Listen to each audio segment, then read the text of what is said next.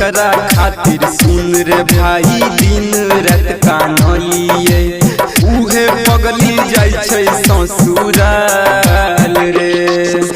जकरा खातिर सुन रे भाई दिन रात कानलिए उहे पगली जाय छै ससुराल रे। जकरा खातिर सुन रे भाई सब कुछ करलिए बनाही देलकै पगला के हाल रे। जकरा खातिर सुन रे भाई सब कुछ करलिए बनाही देलकै पगला के हाल रे।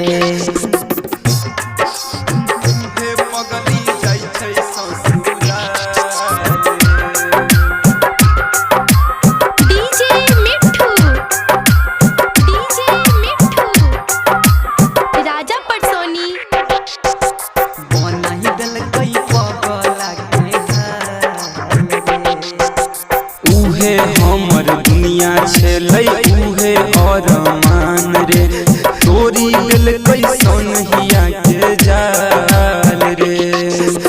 ओकरा छोड़ दे दोसर पर हम तनियो नहीं तो कलिए केलकै नहीं पगली खयाल रे। जकरा खातिर सुन रे भाई दिन रात कानलिए उहे पगली जाय छै ससुराल रे। जकरा खातिर सुन रे भाई सब कुछ करलिए बनाही देलकै पगला के हाल रे।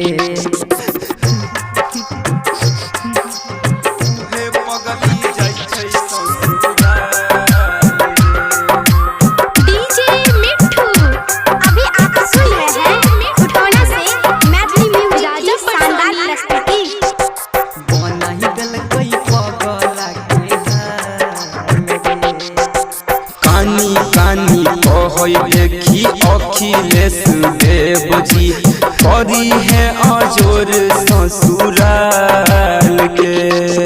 सुनै खातिर बोली ओकर तरसै जियरबा टूटलै भरोसा अब गोपाल के। जकरा खातिर सुन रे भाई दिन रात कानलिए उहे पगली जाय छै ससुराल रे। जकरा खातिर सुन रे भाई सब कुछ करलिए बनाही देलकै पगला